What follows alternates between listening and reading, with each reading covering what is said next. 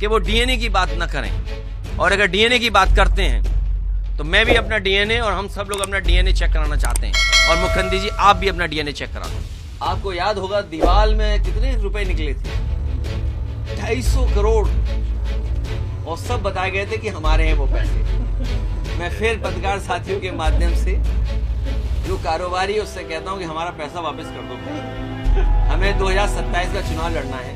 योगी आदित्यनाथ ने कहा है कि जिस तरह बाबर थे वही डीएनए है जो संभल में जाकर अराजकता फैला रहा है। मैं पत्रकार साथियों लगाइए कैमरे डीएनए पर।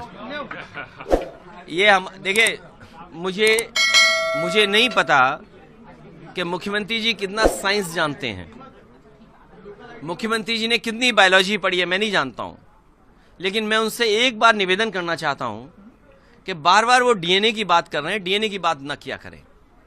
मैं आपके माध्यम से और बड़ी जिम्मेदारी से कह रहा हूं मैं कि वो डीएनए की बात न करें, और अगर डीएनए की बात करते हैं तो मैं भी अपना डीएनए और हम सब लोग अपना डीएनए चेक कराना चाहते हैं। और मुख्यमंत्री जी आप भी अपना डीएनए चेक करा दो।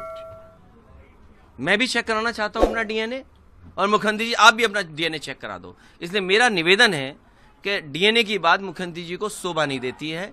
एक संत होकर के, योगी होकर के और भगवा पहनने के बाद उन्हें इस तरह की भाषा और इस तरह डीएनए की बात नहीं करनी चाहिए। मुझे पत्रकार साथियों आप ये जो जानकारी दे रहे हो कि जितने भी गुटखा पान मसाला वाले हैं उनके कारखाने के बगल में चौकियां लगा दी हैं, चौकियां बना दी गई हैं, पुलिस खड़ी कर दी है। मैं उन सभी कारखाने वालों से कहूंगा कि आपने बड़ा अन्याय किया समाजवादियों के साथ। खुल के कह रहा हूं मैं आपसे, इन सभीयों ने भारतीय जनता पार्टी को बड़े बड़े पैकेट पहुंचाए हैं, आज उसी का भुगत रही है ये सब। आपको याद होगा दीवाल में कितने रुपए निकले थे? 250 करोड़, और सब बताए गए थे कि हमारे हैं वो पैसे। मैं फिर पत्रकार साथियों के माध्यम से जो कारोबारी उससे कहता हूं कि हमारा पैसा वापस कर दो भाई। हमें 2027 का चुनाव लड़ना है, कम से कम हमारा जो पैसा आपने बताया था वो हमें वापस दे दो। ये जो गुटके कारखाने या इस तरह की चौकी बनी है, इन्होंने बीजेपी की बड़ी मदद की है। मैं आप लोगों से कहूंगा कि जब आपने बीजेपी की मदद की तो आपके साथ ये हो रहा है। अब आपको विचार करना है आगे क्या करना है। कानपुर के समाजवादी पार्टी के कार्यकर्ता संगठन, उनको धन्यवाद देना चाहता हूं। उन कार्यकर्ताओं को मैं बधाई देना चाहता हूं, पार्टी के नेताओं को, जिन्होंने संघर्ष कर करके, मेहनत कर करके सीसामऊ विधानसभा को जिताने का काम किया। सीसामऊ विधानसभा के हमारे तमाम समर्थक उस समय जिन्होंने जोखिम उठाया और पुलिस प्रशासन सरकार उनकी ताकत से लोकतांत्रिक तरीके से सामना किया। मैं बधाई देना चाहता हूं जनता का, जिन्होंने लोकतांत्रिक ढंग से तमाम परेशानी, तमाम रुकावट के बाद भी समाजवादी पार्टी की इरफान सोलंकी की पत्नी को अच्छे वोटों से जिताने का काम किया है। ये जितने भी हमारे मतदाता थे उन्होंने लोकतंत्र बचाने का काम किया। कभी हमने आपने नहीं सोचा होगा कि नंगी रिवॉल्वर लगा करके वोट रोका गया हो।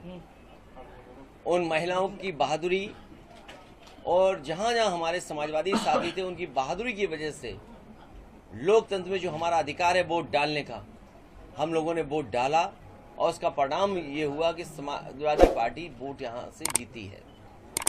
मैं उनका स्वागत करता हूं, बधाई देता हूं। हमारे पत्रकार साथी भी जानते होंगे क्या क्या सामना करना पड़ा, क्या क्या हुआ है चुनाव में। भारतीय जनता पार्टी के लोग खोखले हो गए हैं, वो खोखले हैं बिल्कुल। अगर खोखले नहीं होते तो कहीं ना कहीं जनता का उन्हें समर्थन मिलता। वो जानते थे कि जनता का समर्थन उनके साथ नहीं है, इसीलिए उन्होंने पुलिस प्रशासन की ताकत पर चुनाव जीतना चाहा। परिणाम जो भी आए हैं, कहने को कुछ भी कहें, लेकिन हम और आप लोग जानते हैं बीजेपी इन चुनाव में हारी है, लेकिन प्रशासन और अपनी सरकार की ताकत पर उन्होंने परिणाम अपने पक्ष में किया है। लेकिन जब कभी भी उत्तर प्रदेश का चुनाव होगा, उत्तर प्रदेश की जनता भारतीय जनता पार्टी को उत्तर प्रदेश से हटाएगी। जिन्होंने डकैती की बोट की, बोट को लूटा, उन्होंने जानबूझ करके संभल की घटना कराई। प्रशासन अगर चाहता तो ये घटना नहीं होती, सरकार की नीयत साफ होती तो ये घटना नहीं होती, 5 जानें न जाती। और उत्तर प्रदेश में कोई पहली बार जान नहीं गई हैं। याद कीजिए, बहराइच में इनके विधायक ने ही एफआईआर लिखाई इनके बीजेपी के कार्यकर्ताओं पर, और जो कुछ हुआ बहराइच में, जिस वजह से एक जान गई, उसका कारण था सरकार, भारतीय जनता पार्टी के लोग। और जो घटना संभल में हुई है वो भी प्रशासन की देन है। पहले सर्वे हुआ, एक भी मुस्लिम या जो भी वहां पर मस्जिद के जिम्मेदार लोग थे या वकील थे, उन्होंने कहीं भी रुकावट पैदा नहीं की। सर्वे करा दिया, जानबूझ करके दोबारा सर्वे कराया उन्होंने, और जब दोबारा सर्वे कराने गए हैं तो नारे लगाते हुए गए हैं। ये नारे लगाने वाले कौन से सर्वे टीम के लोग थे? क्या ये भारतीय जनता पार्टी के लोग नहीं थे? ये जानबूझ करके इसलिए हो रहा है क्योंकि ये बोट की चोरी से बचना चाहते हैं। बोरी जो उन्होंने जिस तरीके से व्यवहार किया था प्रशासन ने, जिस तरह से प्रशासन ने लग करके बोट की लूट की थी, उससे ध्यान हटाने के लिए संभल हुआ है। और इसमें स्वार्थ है बीजेपी का। महंगाई पे चर्चा ना हो, बेरोजगारी पे चर्चा ना हो। जिस तरीके से आज हमारा पूरा देश बर्बाद होता चला जा रहा है, आर्थिक रूप से और सामाजिक रूप से भी, क्योंकि जो हमें अधिकार मिलने चाहिए थे वो अधिकार नहीं मिल रहे हमें। जो हमें संविधान देता है हमें अधिकार, वो अधिकार छीने जा रहे हैं, लेकिन उसमें बहस ही नहीं होने देना चाहते हैं। सोचिए, कानपुर इतना बड़ा शहर है, उत्तर प्रदेश के बड़े शहरों में शहर माना जाता है, जहां पर उद्योग है, कारोबार है, और हर तरह की व्यवस्था देने का काम समाजवादियों ने किया था। जहां हम बैठे हैं इसके बहुत करीब में पनकी का जो पावर स्टेशन बन रहा है, पावर स्टेशन समय से बन जाता तो बिजली सस्ती मिलती। यही मेट्रो, जिससे कि लोग अच्छी तरीके से सुविधा के साथ और एक इन्वायरमेंट फ्रेंडली ट्रांसपोर्टेशन सिस्टम मिल जाए, उसके लिए मेट्रो दी। जितना समाजवादियों ने स्वीकृत किया उससे आगे नहीं बढ़ पाए।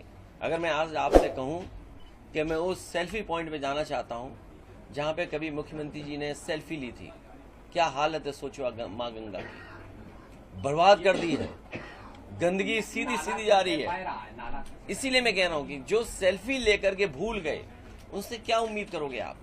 अभी मैं लखनऊ कानपुर हाईवे होकर के आया हूं, और आप में से बहुत सारे साथी गए होंगे, परिवार के लोग आते जाते होंगे। अगर 1 इंच भी मिल जाए आपको जहां गड्ढा ना हो, पूरी सड़क में गड्ढा है, सोचिए, पूरी सड़क बर्बाद कर दी। ये सड़क पहले बन जानी चाहिए थी, लेकिन नहीं बना रहे सड़क। धूल मिट्टी और उनके प्रिय जानवर, पेड़ों पे इतनी धूल जमी हुई है आप कल्पना नहीं कर सकते। ठेलों पे कारोबार कैसे हो रहा होगा, गरीब कैसे खड़ा हुआ, मुंह छिपा करके, नाक दबा करके निकल रहा है। और जहां नौकरी रोजगार की बात होनी चाहिए थी, सरकार नौकरी रोजगार में बात ही नहीं करना चाहती है। कारोबार उद्योग की मदद नहीं करना चाहती, अपने लोगों को मुनाफा पहुंचाना चाहती है। आज जो महंगाई दिख रही है वो मुनाफाखोरी से है। ये अपने लोगों को ज्यादा मुनाफा कमाने दे रहे हैं, और चंदा चोरी की वजह से, जो चंदा वसूला कारोबारियों से, उसकी वजह से महंगाई है, और जो मुनाफा कमाने दे रहे हैं अपने लोगों को, उसकी वजह से महंगाई है।